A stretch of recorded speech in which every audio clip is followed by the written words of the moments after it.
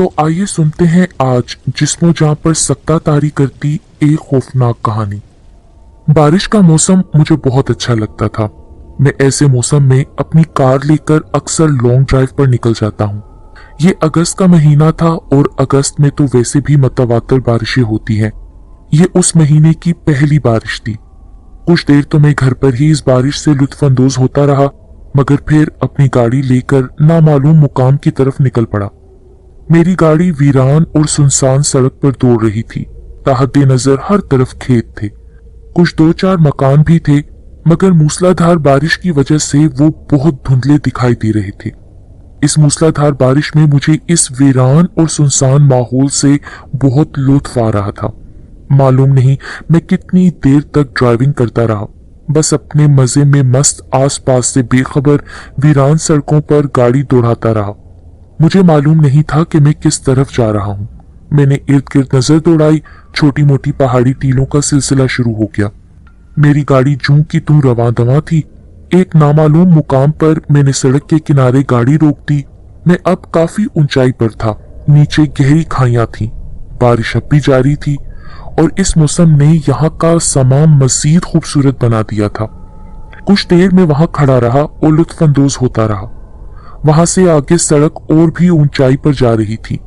मेरा दिल चाहा कि काफी ऊंची जगह जाकर इस जन्नत नजीर वादी का नजारा करूं। मैंने गाड़ी स्टार्ट की और आगे रवाना हो गया। थोड़ा सा आगे कुछ ऊंचाई पर एक मोड़ था जिसका मुझे बिल्कुल ख्याल न रहा, और ऊपर से काफी तेजी से आती हुई कार को देखकर एक लम्हे के लिए मैं बौखला गया। मुझे बिल्कुल भी समझ नहीं आ रहा था कि मैं क्या करूं। यहाँ पर अगर मैं ब्रेक लगाता तो वो गाड़ी मेरी गाड़ी से टकरा जाती, और अगर ना लगाता तो मैं गाड़ी समेत गहरी खाई में जा गिरता। मैंने घबराहट के आलम में स्टीयरिंग घुमाया। मेरी गाड़ी काफी रफ्तार के साथ साइड पर पड़े हुए एक बड़े पत्थर के साथ टकरा गई। दूसरी गाड़ी आकर मेरी गाड़ी की पिछली जानब टकराई और उड़ती हुई खाई में जा गिरी। मेरी गाड़ी ने दो कलाबाजियां खाई और कुछ दूर तक सिरकती चली गई। मुझे काफी चोटें आईं, सर से खून का फवारा उबल पड़ा। मुझे बिल्कुल भी यकीन नहीं आ रहा था कि मैं जिंदा बच गया हूँ, वरना मैंने तो अपनी मौत वाज़े तौर पर देख ली थी। कुछ देर तक मैं यूं ही गाड़ी में फंसा रहा और मेरी आंखों के सामने अंधेरा छाने लगा। गनूदगी के आलम में मैंने देखा कि एक बूढ़ा मुझे गाड़ी से निकाल रहा है और साथ साथ मेरे जिस्म पर बहते हुए खून को चाट रहा है।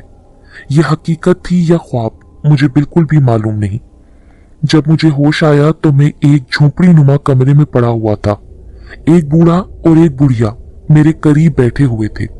बूढ़े की शक्ल देखकर मुझे कुछ याद आ गया। ये वही बूढ़ा था जिसने मुझे गाड़ी से निकाला था। उन्होंने मेरे जख्मों पर मरहम पट्टी करवा दी थी। मुझे होश में आता देखकर वो बूढ़ा मेरी तरफ बढ़ा, मुझे सहारा देकर बिठाया और गर्म दूध का एक प्याला मेरी तरफ बढ़ा दिया। मैंने वो दूध पी लिया, जिससे मेरे जिस्म में थोड़ी बहुत तवानाई आ गई। क्या मैं अपने मोहसिन का नाम जान सकता हूँ? मैंने बूढ़े को मुखातिब होकर पूछा। आप हमें अपना मोहसिन कहकर शर्मिंदा न करें। वैसे मेरा नाम अब्दुल मालिक है और ये मेरी शरीक हयात अम्मारा है, उसने बुढ़िया की तरफ इशारा करते हुए कहा। शाम होने वाली है, मैं तुम्हारे लिए खाने का बंदोबस्त करता हूँ। ये कहकर बूढ़े ने अपने घुटनों पर हाथ टेककर उठने की कोशिश की। ज्यादा तकलीफ ना करें, जो कुछ आप लोग खाएंगे मैं भी वही खा लूंगा। मैंने बूढ़े को रोकने की कोशिश की। नहीं बेटा, तकल्लुफ किस बात का, तुम तो हमारे मेहमान हो, और मेहमानों के साथ तो ऐसा सलूक नहीं किया जाता ना कि उसे भूखा सुला दिया जाए। कोई बात नहीं, वैसे भी मुझे भूख नहीं है और दूध तो आपने पिला ही दिया है। नहीं बेटा, ऐसा नहीं हो सकता, तुम जख्मी भी हो, तुम्हारा बहुत सारा खून जाया हो गया है। खाना तुम्हारे लिए बहुत जरूरी है ताकि तुम जल्द सेहतयाब हो सको। मैं आपका एहसान अंकल जिंदगी भर नहीं भुला सकूंगा। एहसान किस बात का बेटा, ये तो हमारा फर्ज है, और सबसे बढ़कर तुम हमारे बेटे की तरह हो और अपनी औलाद पर वालिदैन एहसान नहीं करते, बल्कि ये तो उनका फर्ज होता है। ये कहते हुए वो बूढ़ा और बुढ़िया उस झोंपड़ी नुमा कमरे से निकल गए। मैं दिल ही दिल में खुश था, बड़े खिदमत गुजार लोग थे, मैं इनके एहसानों का बदला किसी भी तरह नहीं चुका सकता था। तकरीबन 1 घंटा ऐसे ही गुजर गया। 1 घंटे बाद वो बूढ़ा कमरे में आया और कहने लगा, खाने का इंतजाम हो गया है बेटे, हमारा खाना बनाने में मसरूफ है, जैसे ही खाना तैयार होगा तीनों मिल बैठ के खाएंगे। थोड़ी देर बाद खाना आ गया। खाना क्या था, बस भुना हुआ गोश्त था, और वो भी इतना सारा कि एक बड़ा सा देगचा भर गया था। इतनी थोड़ी देर में आप इतना सारा गोश्त कहाँ से ले आए? मेरी ये बात सुनते ही बूढ़े को खांसी शुरू हो गई और उसके संभलने से पहले ही बुढ़िया बोल पड़ी, ये हिरन का गोश्त है। जख्मी हिरन था, इसलिए जल्द ही हमने उसका शिकार कर लिया। वैसे पहले तुमने कभी हिरन का गोश्त खाया है? नहीं आंटी, ये इत्तेफाक पहली बार होगा जब मैं हिरन का गोश्त खाऊंगा। बड़ा लजीज गोश्त है, ये तुम खाना शुरू करो। बुढ़िया ने गोश्त का एक टुकड़ा मुंह में चबाते हुए कहा। मैंने भी गोश्त का एक टुकड़ा उठा लिया था और खाना शुरू किया। वाकई बड़ा लजीज गोश्त था। इससे पहले मैंने इतनी लज्जत किसी और गोश्त में नहीं देखी थी। मेरे मुकाबले में वो बूढ़ा और बुढ़िया काफी तेज तेज उस गोश्त को खा रहे थे। हालांकि वो बूढ़े थे और मैं सेहतमंद, उनके मुकाबले में मेरे दांत काफी मजबूत थे, मगर फिर भी वो उस गोश्त को ऐसे चबा रहे थे जैसे किसी च्युइंगम को चबा रहे हों। मैंने गोश्त के 2-4 टुकड़े ही लिए थे, बाकी का सारा गोश्त वो दोनों हड़प कर गए। ऐसे लगता था जैसे वो दोनों बरसों के भूखे हों। ज्यादा देर बैठे रहने की वजह से मेरी कमर में दर्द होने लगा तो मैं लेट गया। बुढ़िया ने वो खाली देगचा उठाया और बाहर जाने वाली थी कि ठोकर लगने से धप से जमीन पर आ गिरी और माथे पर चोट लगने से खून निकल आया। वो बूढ़ा उसे सहारा देकर बाहर ले गया। बाहर अब अंधेरा फैल गया था। मैं काफी देर तक उनका इंतजार करता रहा, मगर उन दोनों में से कोई भी दिखाई न दिया। थोड़ी देर बाद एक लड़का और एक लड़की कमरे में दाखिल हुए। दोनों की उम्रें लगभग 25 साल होंगी। लड़की के माथे पर भी जख्म था जिस पर पट्टी बंधी हुई थी। कौन है आप लोग? उनके अंदर आते ही मैंने बेसाख्ता पूछ लिया। अरे बताया तो था दिन। लड़की ने उसे कोहनी मारी तो लड़के की बात अधूरी रह गई। मेरा नाम निगार है और ये मेरा शोहर शकील है। वो बूढ़ा और बुढ़िया जो दिन को आपके साथ रहे थे वो मेरी सास और ससुर हैं। वो दोनों कहाँ चले गए?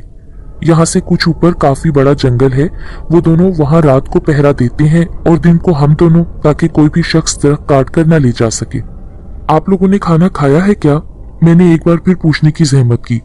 हाँ, हम खाना खा चुके हैं और बहुत थके हुए हैं, इसलिए आराम करना चाहते हैं। तुम भी सो जाओ, सुबह को मुलाकात करेंगे। कमरे के दरवाजे के करीब आग का अलाव जल रहा था और यही अलाव कमरे की रोशनी का वाहिद जरिया था। मगर अब ये अलाव आहिस्ता आहिस्ता मध्यम होता जा रहा था और थोड़ी देर बाद बुझ गया। कमरे में अब हरसू अंधेरा छा गया। वो दोनों मुझसे थोड़े से फासले पर शायद सो रहे थे। काफी देर तक मैं यूं ही जागता रहा, फिर न जाने कब मेरी आंख लग गई और मैं सो गया। सुबह सादिक के करीब मेरी आंख खुल गई। मैंने उठकर इर्द गिर्द नजर दौड़ाई। कमरे में मेरे अलावा कोई दूसरा न था। वो लड़का और लड़की शायद जा चुके थे। थोड़ी देर बाद वो बूढ़ा और बुढ़िया भी आ गए। बूढ़े के हाथ में एक टोकरी थी जिसमें बहुत सारे फल थे। बेटा, हम तो रोजाना सुबह ये फल ही खाते हैं। अगर तुम्हें किसी और चीज की जरूरत हो तो मैं उसका भी बंदोबस्त कर देता हूँ। बूढ़े ने टोकरी मेरे करीब रखते हुए कहा, मैंने आपको कल भी बताया था, बिला वजह तकल्लुफ मत किया करें। जो कुछ आप लोग खाएंगे मैं भी वही खा लिया करूंगा। ठीक है बेटा, हम तो चाहते हैं कि तुम्हें यहाँ कोई तकलीफ ना हो। बूढ़ा मेरे पास बैठकर कहने लगा और पास ही बुढ़िया भी आकर बैठ गई। बुढ़िया के सर पर भी पट्टी बंधी थी जिस तरह रात को उस लड़की के सर पर बंधी हुई थी। और हैरत की बात ये कि उस लड़की का जख्म भी उस जगह था जहां पर इस बुढ़िया का था।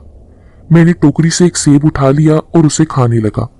गर्ज उन्होंने हर तरह मेरी खिदमत की। ये दिन भी गुजर गया। शाम होने में अभी कुछ देर बाकी थी। आज के दिन मैंने एक और हैरत अंगेज बात नोट की थी। वो ये कि बूढ़ा और बुढ़िया दिन को एक पल के लिए भी ना सोए थे।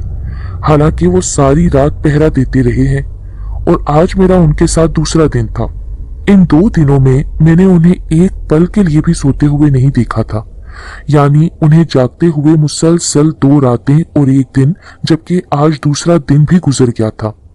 अब ये दोनों बुढ़िया और बूढ़ा मुझे कुछ पुरस्कार से लगने लगे थे, मगर वो बराबर मेरी खिदमत किए जा रहे थे। मेरी तबीयत अब खासी हद तक ठीक हो गई थी, उठकर चल फिर सकता था। उस वक्त वो बूढ़ा और बुढ़िया कमरे में नहीं थे। मैं यूं ही टहलता हुआ बाहर निकल आया और इर्द गिर्द का जायजा लेने लगा। ये झोपड़ी काफी ऊंची पहाड़ी पर बनाई गई थी और इस झोपड़ी के ऊपरी जानिब बहुत बड़ी बड़ी चट्टानें थीं। मैं उन चट्टानों के करीब चला गया। उन चट्टानों के दरमियान में एक सुरंग नुमा गार था। मैं उस गार में दाखिल हो गया। अंदर दाखिल होते ही बदबू के भपके मेरे नथनों से टकराए। मैंने अपनी नाक पर हाथ रखा और थोड़ा आगे चला गया। अंदर का मंजर मेरे होश उड़ा देने के लिए काफी था। एक तरफ इंसानी खोपड़ियों का ढेर लगा हुआ था और साथ ही बहुत सारी हड्डियां पड़ी हुई थीं। अचानक बाहर से मुझे किसी के कदमों की आहट सुनाई दी। मैं जल्दी से उस सुरंग नुमा गार से बाहर निकल आया और उन चट्टानों के पीछे छुप गया। वो बूढ़ा और बुढ़िया इसी तरफ आ रहे थे। बूढ़े ने अपने कांधे पर कुछ उठा रखा था। जब मैंने गौर किया तो वो भी एक इंसान था जो शायद बेहोश था। अचानक मुझे ख्याल आया तो खौफ की सी लहर मेरी रीढ़ की हड्डी में सरायत कर गई। क्या ये आदमखोर है? हाँ, बिल्कुल ये आदमखोर थे। तभी तो बूढ़े ने इतना भारी वजन उठा रखा था, वरना इस उम्र में तो इंसान से चला भी नहीं जाता। गार के करीब पहुंचकर बूढ़े ने उस आदमी को नीचे फेंक दिया और मेरे देखते ही देखते उसकी शक्ल तब्दील होने लगी। उन दोनों की शक्लें अब तब्दील हो चुकी थीं। अब बूढ़े और बुढ़िया के बजाय वहां निगार और शकील अहमद खड़े थे जो कल रात को झोपड़ी में आए थे। बड़ी हैरानकुन बात थी, दिन को बूढ़े, रात को जवान। मुझे ये चक्कर बिल्कुल भी समझ नहीं आ रहा था। खौफ से मेरा दिमाग माउफ होने लगा। मेरे लिए अब उनसे छुटकारा पाना जरूरी हो गया था, क्योंकि मैं 2 दिनों से उन आदमखोरों के चुंगल में था और अब मालूम नहीं ये किसी भी वक्त मेरी तिक्का बोटी करके खा जाते। मेरी समझ में नहीं आ रहा है तुमने इस लड़के को क्यों अपने कमरे में पाल रखा है। ये निगार की आवाज थी, वरना हमने तो कभी अपने शिकार को इतना नहीं पाला। मुझे भी कोई शौक नहीं इसे पालने का, मगर इस लड़के का खून बहुत लजीज है और बरसों बाद मेरी जुबान ने ऐसा जायका चखा है। इसके जिस्म का बहुत सारा खून निकल गया है। ऐसी सूरत में इसका शिकार करने में मजा नहीं आएगा। एक आध दिन इंतजार कर लेते हैं, जब थोड़ा बहुत खून इसके जिस्म में जमा होगा तब इसका शिकार करेंगे। उस लड़के की बातें सुनकर मुझ पर तो लर्जे की सी कैफियत तारी हो चुकी थी।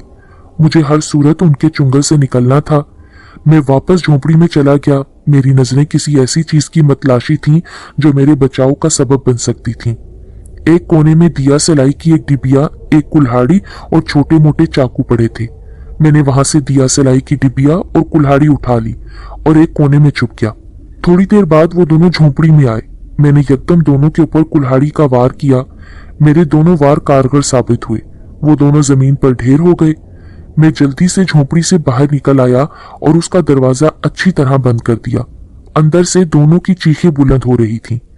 फौरन ही मैंने उस झोपड़ी को आग लगा दी। आग ने पूरी झोपड़ी को अपनी लपेट में ले लिया था। मैं झोपड़ी से दूर हटने लगा। नकाहत से मुझसे चला भी नहीं जा रहा था। दफतन में जमीन पर गिर गया। अब मेरा वहां देखभाल करने वाला कोई नहीं था सवाए अल्लाह की जात के।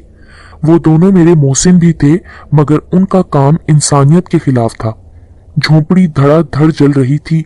आग के शोले आसमान से बातें कर रहे थे और झोपड़ी से ऐसी चीखों पुकार आ रही थी जैसे बहुत सारे जानवर मिलकर बैन कर रहे हों।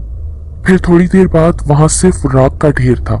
मेरी समझ में तो अब तक नहीं आ रहा था कि वो बूढ़ा और बुढ़िया जिन्नात थे, आदमखोर थे, कौन थे। बस मैंने अल्लाह का शुक्र अदा किया और फिर जल्दी से मेन सड़क को ढूंढने के लिए वहां से रवाना हो गया।